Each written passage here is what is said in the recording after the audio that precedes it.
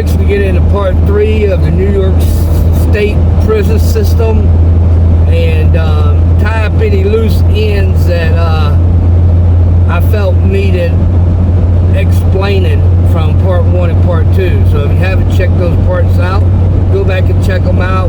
We cover Rikers Island, upstate prison system, and part 3 really is just going to be about a lot of things I inadvertently just didn't speak on in part 1 and part 2.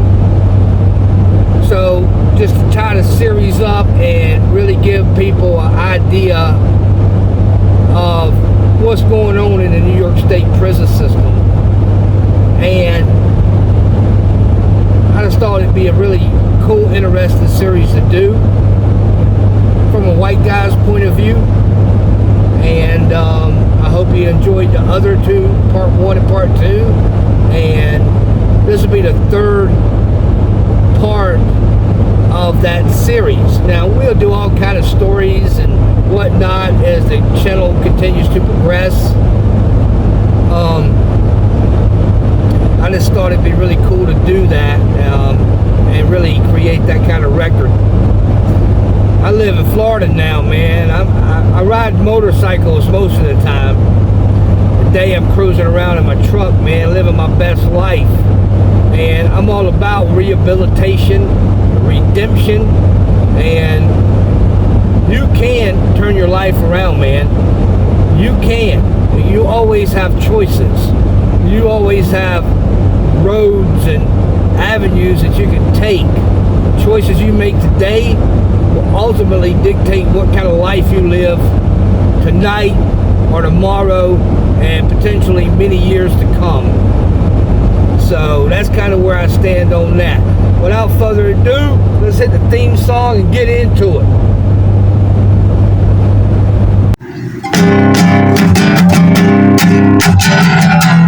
Drop down, mostly to me. This has got my soul. And light up, shining down on me. I feel so alive, it's in you and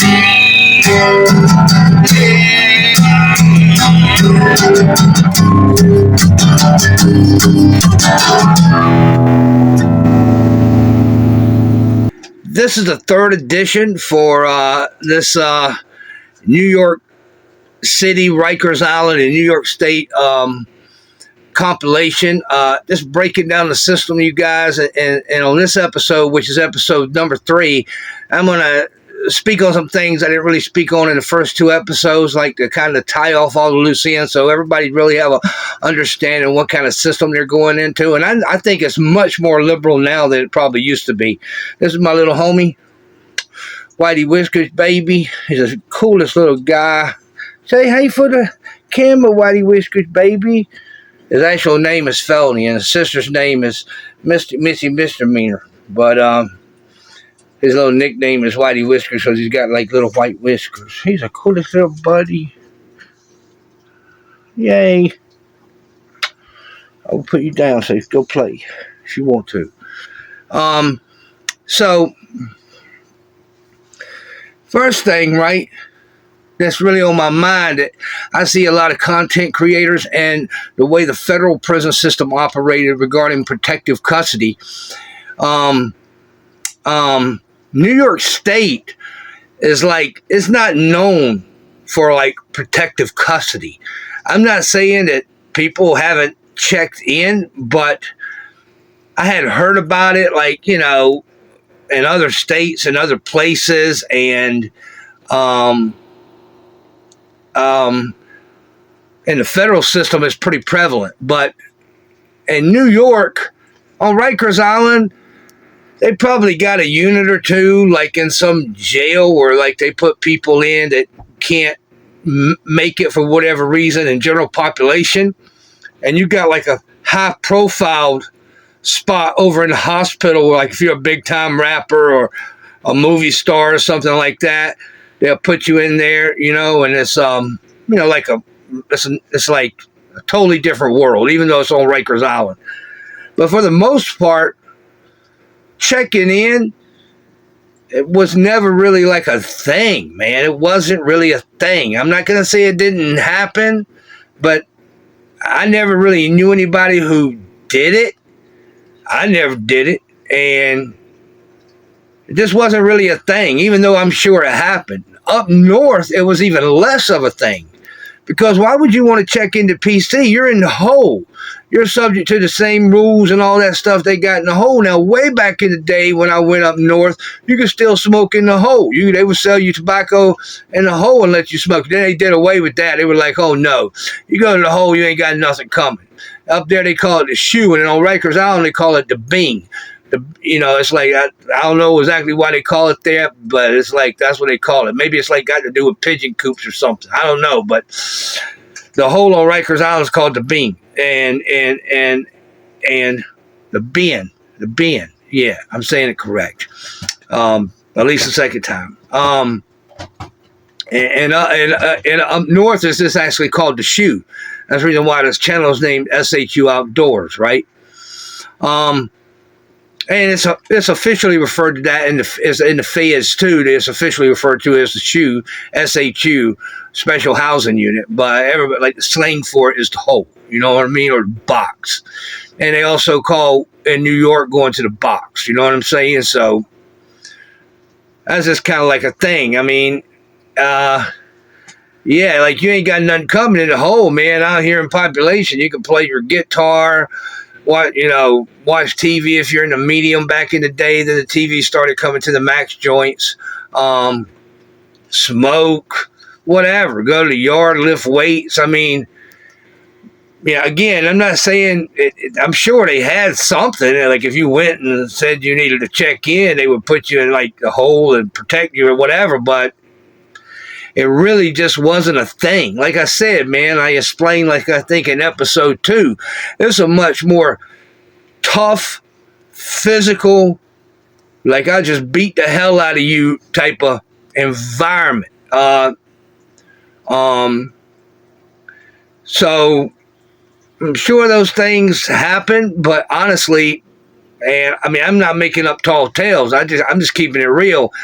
It really wasn't a thing. Now, people would go to the hole for getting in fights and stuff like that. That was much more prevalent than somebody saying, hey, you better do this, and then somebody saying, let me go to the hole. It was more like, you know what, man, screw you, man.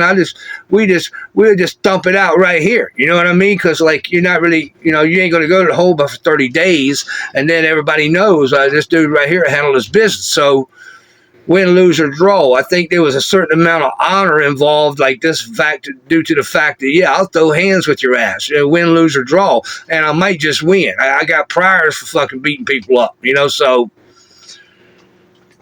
that, I don't mean that to sound as a tough guy, but I mean, that's just the way the system was. PC, there was no such thing as like a PC yard.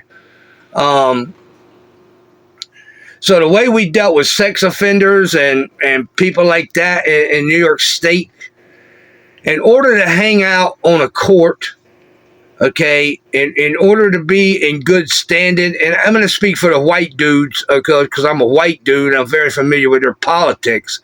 In order to be in good standing and be able to come to the court and hang out, or to our table in the yard, or also the EAO, was the what was the name of that organization?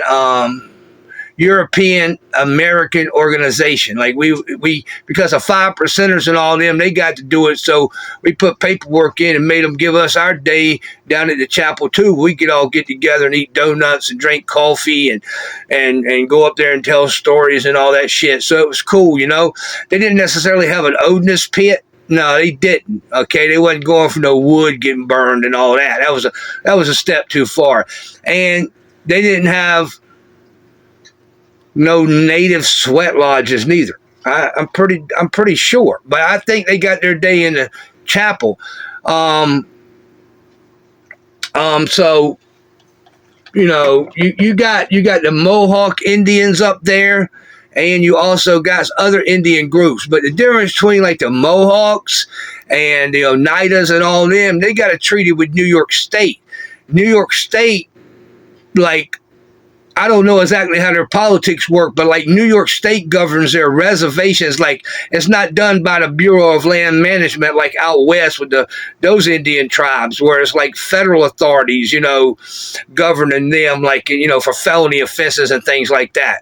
So like the natives in New York, their reservations, if I'm not mistaken, I'm pretty sure it's like the New York State Police or something has like ultimate jurisdiction. If something really needs to be done, they're the ones who would go in and do it. So you had, I wouldn't say a lot of natives, but you did have natives in New York State, and they did their own thing. But like I would say there, like being a native wasn't like I'm a native and everything about me is native. It was just like, yeah, okay, the guy's a native. You know what I mean? Like he's cool. You know what I mean? Like we ain't got no problem with no natives. You know what I'm saying? Like it wasn't like really a thing. You know what I'm saying? But we used to go down there once a week. So in order to be in good standing with the other white dudes, to be able to come to the EAO meetings and come to our tables on the yard and stuff like that, and being like the mix of like what was going on, we wanted to see your paperwork and make sure you weren't no rat or no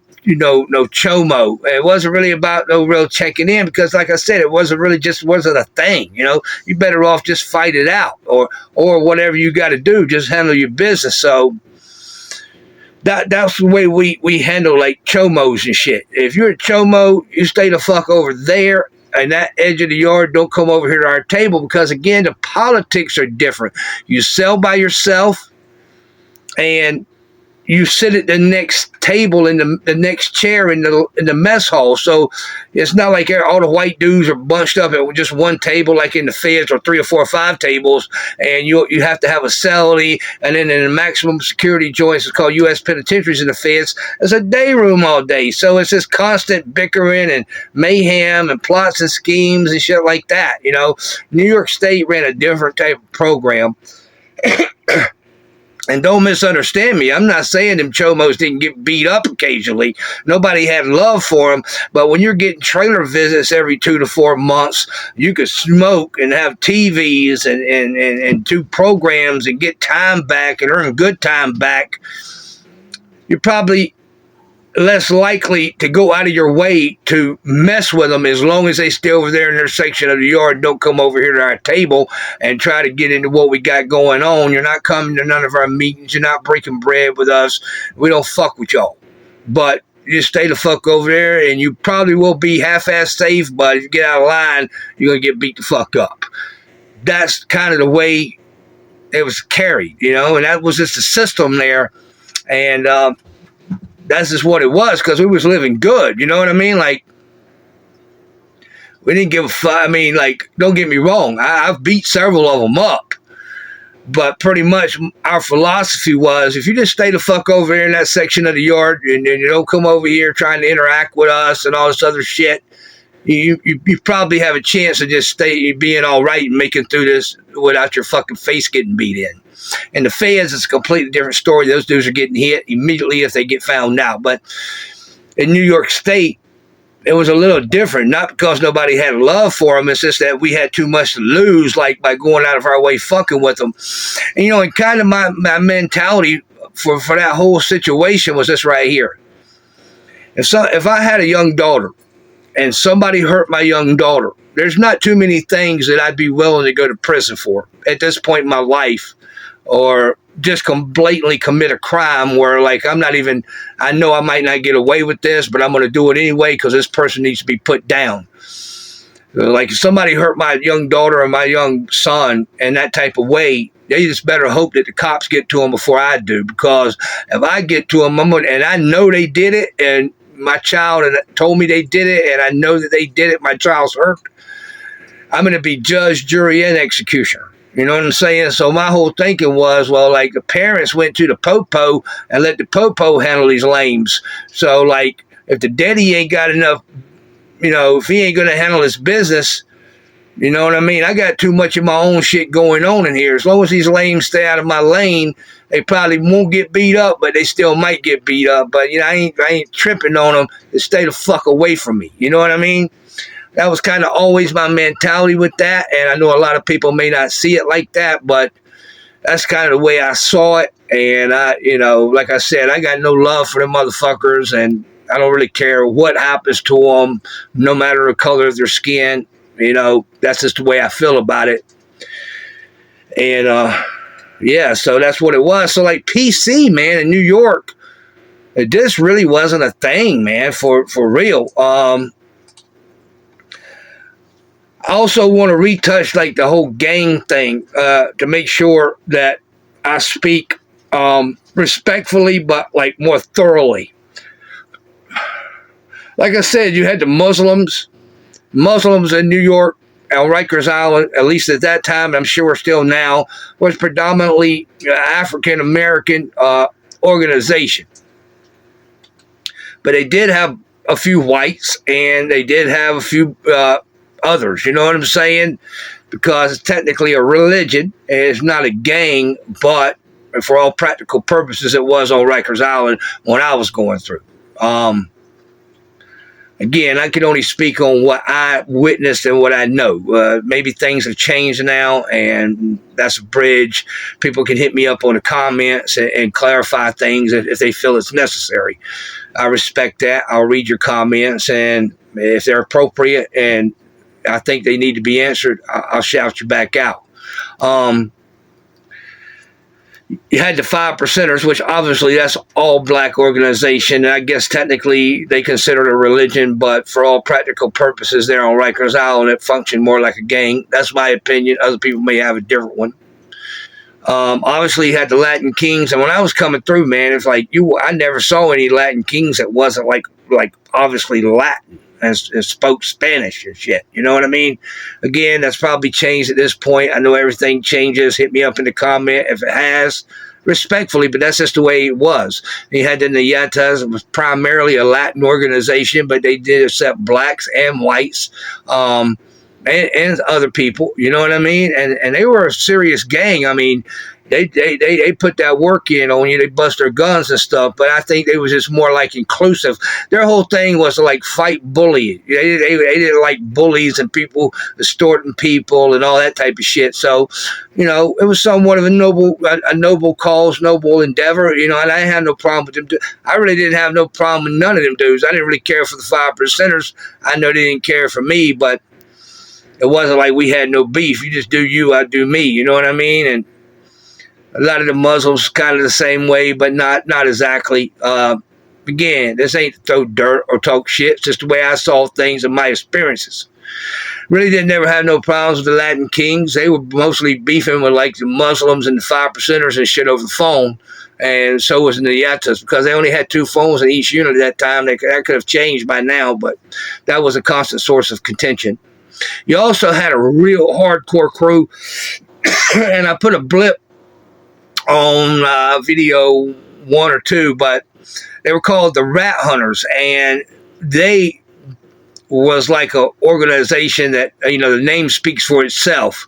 So, like, I would say they were probably like, I want to choose my words carefully. They were like a hardcore organization. They were known for hitting people up and doing things like that. And one of their big homie, he's deceased now. And I never knew the guy, but I knew of him. He spent years and years and years in like Southport and other places. He's like one of the few guys they actually slammed down. You know what I mean? That should speak volumes about their organization at that time. I mean, they may slam other people down now, but at that time, his name was T45. He was from the South Bronx, and he was well known in the system. Well known in the system for like being like one of the original members of the Rat Hunters, and I think he had a homie named Tommy Lee, like the drummer for Motley Crue. He was a Latino guy too. I think he took a slightly different approach. I don't know if he was putting like, I think maybe he didn't get slammed down. I don't know what was going on with that, but I mean, he was a stand-up dude. I don't want to misrepresent that. I just don't know his story. He wasn't like doing all the crazy shit that T-45 was. And T-45 probably stayed in the hole for like 15, 18 years in New York State, man. They just wouldn't let the dude on the yard. He was well known for putting that work in and pushing that steel. And like I said, the things I'm saying about New York, I don't want anybody out there to get the impression that it's like a soft system. You'd be really, really mistaken. Big time. It's not a soft system at all. People get their shit pushed back in there all the time. But it is more of a man-time system, and I done pretty much went through it with Section 1, 2, and now we're 3. So, you know, it's a little bit different than, say, Texas or California. But it's definitely a system you could get hurt in real bad. So yeah, I just wanted to make sure I clarified the rat hunters, and they didn't have like numbers like in the hundreds or thousands. They may have had like 200 or 300, you know, members, but those 200 or 300 members, that name carried weight, and they didn't just make anybody, you know, just let anybody in their organization. So. And there were another group that was primarily Latin, but they did have a few white members and a few black members. But it was a primarily Latin group. And utmost respect. T-45, dudes did what they had to do. That's them. Respect. And I'm going to say probably before this, but like when I caught my first state bid, I got locked up. I spent about a year on Rikers Island fighting that case. I got a 2-4 for it. And I got hit at the parole board, but I had to do 3 years on it. But the blood started coming through really hard about that time. I'm sure they were already there. But I'm going to say in about 1997, 1998, the blood started coming through hardcore, and they were really beefing with the Latin Kings and the Nietas, because the Bloods at that time in New York were like, I'm going to say predominantly black, but with a few Puerto Ricans and a few others in there. Not too many white dudes. I mean, I think I did come across one white blood during my whole 3 years in the system, you know. I didn't particularly care for the dude. I'm not going to speak his name. Not because he tried to act black and shit. He was just like kind of an asshole and a dirtbag. I didn't like the guy. You know what I mean? Straight up. I'll leave it at that. I always thought to myself, right? You know, I went through New York, about 3 or 4 years ago when they violated me on my federal parole before I just maxed out, and they terminated it. I went back through Brooklyn, MDC Brooklyn, and like all the different blood sets was fighting one another. I said, what kind of organization is this? Like, this set's fighting this set. This. I said to myself, yeah. If y'all had a Ku Klux Klan member for a leader, he couldn't be doing y'all no dirtier than your alleged leaders is doing you. Like you're killing your own people, man. Like, or hurting your own people, man. And of the same gang, it just really made no sense to me. And I was never particularly fond of that organization. They were like more like, you know, push-up artists and shit like that, and they would get a lot of that shit off on their island, but when they got up north, a lot of them would get their dick knocked in the dirt, you know what I mean? Fucked off.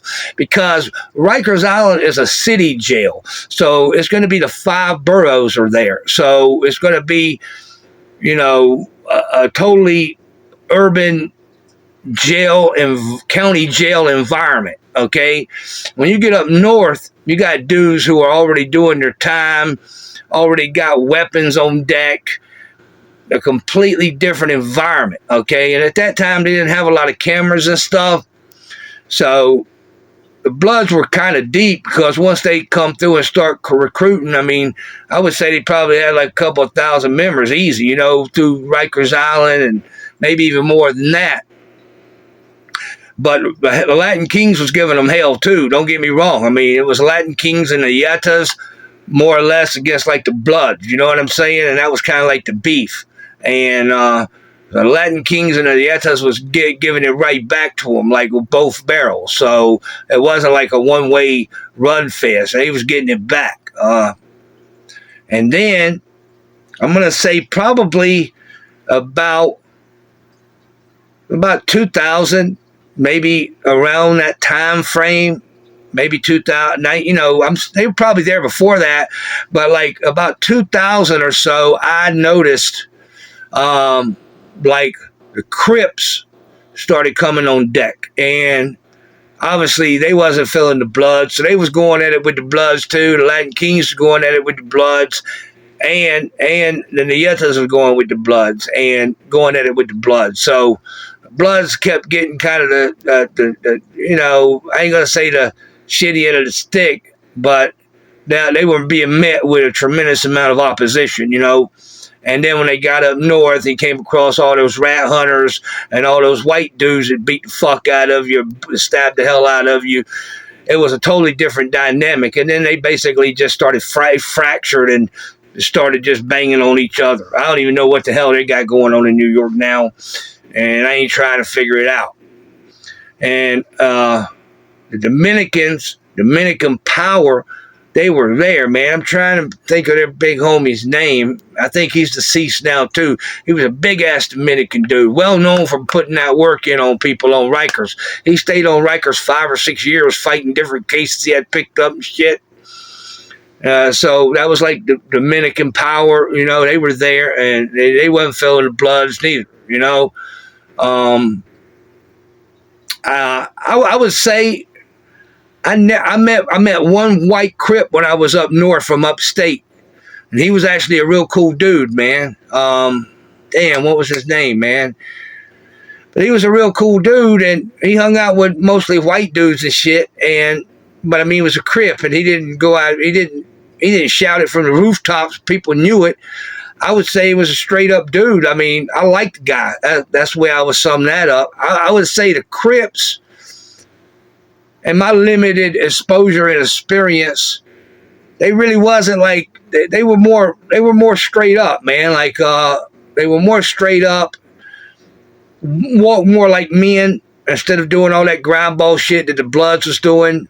The Crips walked a lot more like men, and they I don't have a problem with them dudes, you know what I mean? And they were always less in numbers, but what they liked in numbers, they made up for in toughness. Man, I just leave it at that, but I got no problem with them dudes. Man, I'm thinking, I'm sure I've left somebody out. Now, for a brief side note, you got MS-13 out on Long Island. And I'm sure you got them in the city too, but they're more like out on Long Island, like in Suffolk and Nassau County. Like they got neighborhoods out there like Wine Dance. They got some hoods out there on Long Island, right? And it's also got a lot of really nice areas like the Hamptons and all that stuff. But they definitely got some hoods out there on Long Island. I think they're more out that way. Because like the city was kind of sewed up for them. Like it would have been hard for them to really get into the city because I think you just had so many established organizations there that, were like in certain neighborhoods and whatnot. And again, that could have changed, and, I'm sure there's some over there. So yeah, that's that. And later on in the federal prison stories, when I get to those, and I give you a real good story about MS-13, some stuff that conspired between them and the Mexican mafia, the Black Hand. Even though the Serranos are deep in the federal system and they have black hands and stuff there, it ain't like California because there's just 49 other states. I mean, it's not like you got the massive numbers. Yeah, you got numbers, but other crews got numbers too, and you might get your boots smoked. You know what I mean? So it's a totally different dynamic. But that ain't about. This is more about New York State and my experiences there. And if I left out your crew or your organization, it wasn't intentional.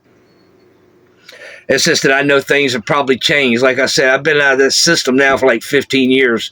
I'm down here in Florida living my best life, you know what I mean? And if you know anything about Florida, I ain't even tripping because anybody tries to single me out or come after me, we got to stand your ground in Florida, homie. So just keep that in mind, you know what I mean? And I've been known to bust mine. But I'm really not down with like, perpetrating violence and tough talk and stuff like that. It's just not necessary, and I really don't do it. Also, I want to give my dude, Blue Boy, I want to give him a shout out, man. That's my homie from the lower deck. Even though I never met the guy, I've seen him, but I've never met him. And like in transit, and he got out of prison. Blue Boy's well known. He's well known, right? Um, He's the one that bodied Larry Davis. Larry Davis is the one who shot it out with all the police and all that shit. Like in the 80s in New York City, you probably heard the name, or you can research it. And for y'all who don't know, Larry Davis was not liked in the prison system. He was a loudmouth, disrespectful, always making noise. He wasn't well liked in the New York State prison system. And I guess he had disrespected Blue Boy at some point in transportation or whatever, and they landed in the same spot called Shawanga. Okay, it's one of the newer prisons. It's one man cells, more like a supermax prison, but its general population is small and only holds 500 or 600 people. Shawanga and Sullivan, right? Both of them are kind of the same model, but Blue Boy caught up to his ass a number of years later and bodied the fuck out of him right there in Shawanga, okay? They let him out. They let my homie Blue Boy out. Lower deck in full effect, homie. He's from the Lower East Side. That's my adopted neighborhood. That's my adopted hood in Manhattan. So I just want to shout him out. And he was also, man, I got to tell this story, man. It ain't really my business, but he's a homie of mine. You know what I mean? Like, I just want to shout him out, right?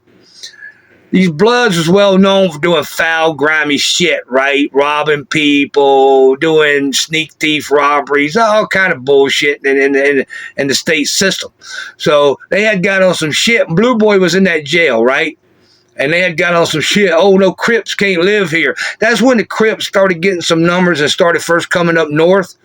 And honestly and truly, I don't even know if Blue Boy was actually a Crip at the time. I don't know the man's business, so he could have been, he couldn't have been.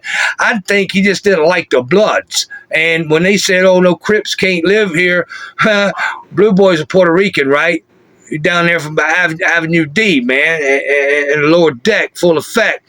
So he went out to the head blood on the yard and said, yo, I'm a Crip. I'm a Crip. Okay, any of y'all's got a problem with Crips walking here, come through me. And put a knife on the table and said, yo, that's that knife. I got mine. Pick that shit up. We'll bang it out right here. All of a sudden, they didn't have no more problems with the Crips walking there. All right. So, yeah, Blue Boy, he did a lot for that Crippin' movement. If you guys are into that and that's your thing. So that is a true story. He's an old timer now, but they finally let him out of jail, man. He bodied somebody to go to jail, and then he bodied Larry Davis when he was in jail, and he was well known for putting that work in on motherfuckers. And they eventually, I think he did about 35 years or so, but they eventually let him out. I know he's out chilling because, like, he's like a hood celebrity down on the lower deck. So I know all them dudes down there feeling Blue Boy, man. I just want to give him a shout out. Oh yeah, and this right here is another interesting point. On Rikers Island, right? They got their own bakery, man. They got their own bakery, and they make like loaves of bread. And more times than not, it's fresh bread. It comes wrapped up in this wax paper, right? Not in a plastic bag. They wrap it up in wax paper, man. And the bakery is like right there on the island, and they deliver the bread to the different units. And like each jail, and again, that could have changed a little bit now, but one thing about Rikers Island, the food wasn't always good, okay? It wasn't always bad neither. It was like mediocre jail food, but they actually did feed you quite a bit of it. Like you were fed there, and they had that bread and the thing, and they delivered a lot of it. So it wasn't hard to get like a half a loaf or a loaf of bread to snack on. You go to commissary and get some soups and stuff like that. So I just thought that was an interesting side note. So let's talk about medium prisons and maximum security prisons. So interesting side note, they closed down. They used to have camps in New York State. they closed them down because of Pataki and them bankrupting the system. So they closed them down, started letting people out of prison, and then they moved all them dudes into mediums and gave them their own dorm. So they had their own dorm in a medium, and they had outside clearance, so they would go out. But because you could smoke in New York, get girly books, I'm not going to say they wasn't doing no smuggling, but it wasn't like they needed to smuggle like little pouches of tobacco into the prison, because I just think New York was a little bit more sophisticated in their thinking. Now, you can't smoke on Rikers Island legally, but once you get up north, unless they've changed it, you can still get tobacco and smoke it outside and dip and stuff like that. I just thought that'd be an interesting side note. Now, I would say like in the mid 90s up to like into the 2000s, when I got out of that system and never went back and never will go back, the mediums may have been more dangerous than the max joints. And why is because most of these mediums they built in New York, right? They built them all. Then they got them all over in Western New York and way upstate New York. Like Clinton, as far up north as you can go in New York. That joint them guys tunnel under, that's just up there by Canada. Like as far as you can get away from New York City. Sing Sing is as close as you can get to New York City, right on the Hudson River. But they made all these cookie cutter jails, and it was like a road, like a regular road, and on either side of the road they would have these dormitories like A1, A2, B1, B2, C1, C2, and some of them went all the way up to F, H, I, G, 8, all the way down the alphabet. They'd be like huge mediums, right? And they start running chow, and you might have to walk depending on what dorm you was in, you might have to walk like a quarter of a mile to the mess hall or to the yard or to the gym or wherever, man. And while you were walking at that time, I ain't gonna say they didn't have cameras, but it wasn't like it would be now with cameras everywhere. And that's where they wanted you. That's where they get you. They play razor tag with one another, the Crips, the Bloods, the Latin Kings, and all these dudes, they would play razor tag with one another. You know what I mean? So you had a lot of people with rips on their faces and stuff. And it wasn't because they was a snitch and shit. It was just because that's what they did at that time. So I would say maybe in a way, in that regard, the mediums might have even been more dangerous than the maxes. I think like in New York, the maxes was like, okay, we're here. We got X amount of time. Let's figure out a way where we can all live and do and try to make a little money and do the things we like to do. And if it was an issue, it was either like, either beat the hell out of somebody or maybe potentially knife play and razor tag too. That was an element.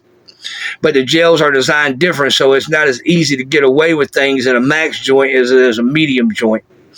And, chomos and all that shit routinely got robbed and had their shit taken and got beat up.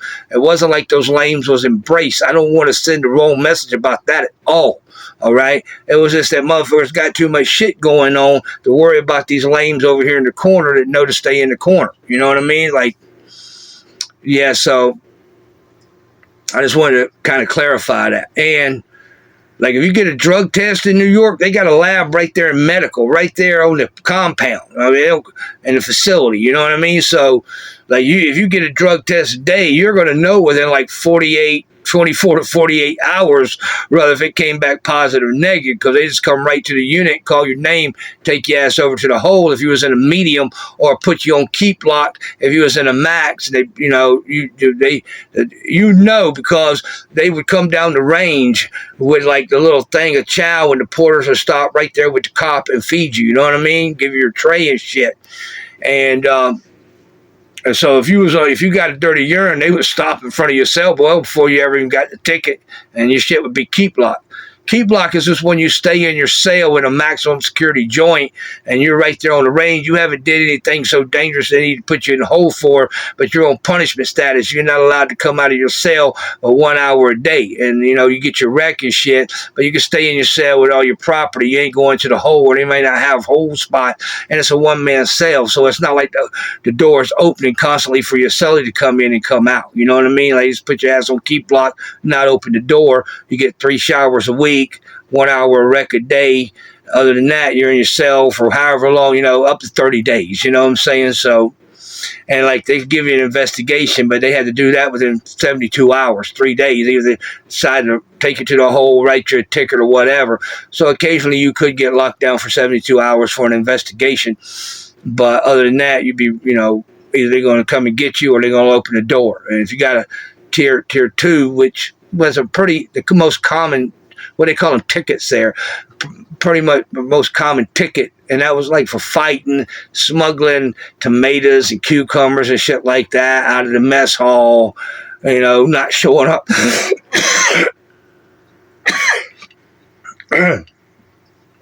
Pardon me, I'm starting to get over this cold, and I'm doing a little coughing at the end of it, hopefully. You know if you got a dirty urine within like 24 to 48 hours. I was in a spot called Collins over in Western New York. This is ghost story shit. Collins was like over 100 years old when I was in it, and it used to be an old insane asylum, right? And it was Collins 1, Collins 2. Gawanda's right there by it. And yeah, man, that spot was as haunted as the day is long, man. It wasn't too bad in the daytime, but like at nighttime, because they had a communal bathroom, it was like a dorm set, it was a medium. And if you go in the bathroom at 2 or 3 o'clock in the morning, you go into a stall, maybe to use the bathroom or smoke a quick cigarette or whatever, because by then they had outlaws smoking in the unit. But, most cops didn't really sweat it. If you just went into the bathroom real quick, burn one down. They already had windows. They only had big-ass screens on the outside. You wasn't going nowhere. You wasn't getting out the window. But, those big, thick screens. But you could open the window because they don't have no air conditioner in New York, right? So you open the windows. And that spot, man, you go back there and, like, you would hear footsteps coming, man, like a door open, like all slow. Everything creaked there because it was old, right? And you look, there wouldn't be nobody there, man. You'd walk into the bathroom and it'd feel like there was 10 or 15 people in there. It wouldn't be nobody in there because it'd be the middle of the night. And you just wake up, got to go take a leak or whatever. That shit was as haunted as the day is long, right? And in New York, I would say like in the late 70s, early 80s, they used to have insane asylums there. And they ended up opening the door because of budget cuts, let all those people out, then made everything a crime and then wanted to lock them back up. Because when you're a patient, you got rights. Maybe not a lot of rights, but you got more rights than you would as a prisoner. So that's kind of the way they got around. So they opened it back up as a correctional facility and locked a lot of the same people up that they were giving treatment in the same facility before. It's a government scam. I don't trust nothing the government's got to say. I'm suspicious of anything any government's got to say. And, a lot of people may not understand why, quote unquote, a socialist or whatever won the mayoral election in New York City. But New York City just didn't get to that overnight. Remember something about New York City. They had a scumbag mayor and a scumbag a governor that people voted in office to try to clean the city up a little bit. But they went like, the people gave them an inch or two, and they went like 250 miles. So everybody in the city started hating them. They were just dirtbag scumbags, locked everybody up, went way overkill, and you could thank them for the government you have now, because when you only want to let rich people develop stuff and you try to force out all the poor people and price them out, and they're working 2 or 3 jobs and they still can't afford to live, people get pissed off at that. It ain't all about the rich man, homie. There's a whole lot more of us than they are of you, okay? And that's the reason why the socialists won up there, and not because people said, hey, we want to have a socialist mayor, okay? People got tired of paying fucking $5 for a loaf of bread and $4,000 or $5,000 a month for a studio apartment. That's the damn problem. The rent's too damn high, okay? And of course, the landlords, they're making money hand over fist, and stop being so damn greedy, okay? I'm an entrepreneur myself, and I ain't got nothing against making money and trying to live pretty good, but don't be a dirtbag, greedy scumbag, okay? So a lot of you people in rural America, oh, New York's got a socialist mayor, oh, the world's falling apart, the sky's falling. You don't know what the hell you're talking about because you don't really understand the history and you don't understand how it came to that point. okay? The Republicans, they had an opportunity. They totally fucked the city off. The Democrats tell you what you want to hear and do exactly the fucking opposite. People just got tired of those two parties. That's the message that I got out of it. It wasn't that a socialist won necessarily. It was the fact that the Democrats or Republicans didn't fucking win. Okay, that should be a wake-up call to the rest of America. Why do you keep voting for these same lames that ain't doing shit for you? That's like the Bloods all beefing, all the different sets of the same gang beefing with one another, and like they got a big homie, you know, that they allegedly one of theirs. But the truth is, they could have a KKK leader, and he couldn't do them no more damage than they're doing themselves. You know what I'm saying? That's like the American people, man. Y'all chime in on shit. You don't even know what the hell you're looking at. You don't understand why the reasons things happen the way they happen. And everybody wants to take a side. You know what I mean? Like, I don't need to understand what was in the ICE agent's head in Minnesota, okay? You murdered the lady. You're a dirtbag. And I tell you what, if that type of shit keeps happening, it may not happen tomorrow or the next day, people are going to stop throwing snowballs and start throwing other projectiles, because you can't go around terrorizing your own citizenry, doing all kind of shit, and then the president and this lame lady, DSS, whatever her name is, Christie something another, every time the ICE just do some fucked up shit, it's totally out of pocket, she comes out and tries to justify it. There's no fucking justifying it. And if you people don't stop doing that shit, what's going to happen is you're going to get some serious resistance, and it's not going to be snowballs. Because one thing I learned as a man, homie, no matter how tough I think I am, in my mind, I got a certain type of rules that I think people should play by. But the truth is, when you come up against crafty opponents, they're not going to fight by your rules. They're going to fight by their rules. I mean, it's not so much that people don't want damn wild-ass gangbangers from El Salvador rounded up and deported.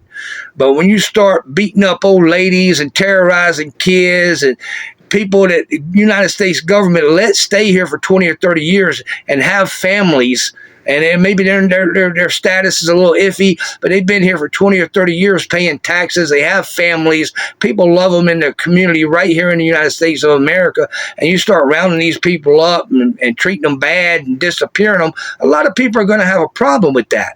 And just because you're walking around and you're a federal agent, that doesn't mean that you couldn't potentially at some point start meeting not just one or two heavy resistance, groups of people going hard and providing hardcore heavy resistance, man. You cannot keep, this is just a common sense fucking analogy.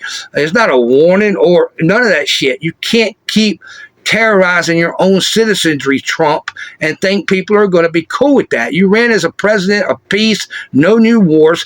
Honestly, I consider your presidency illegitimate.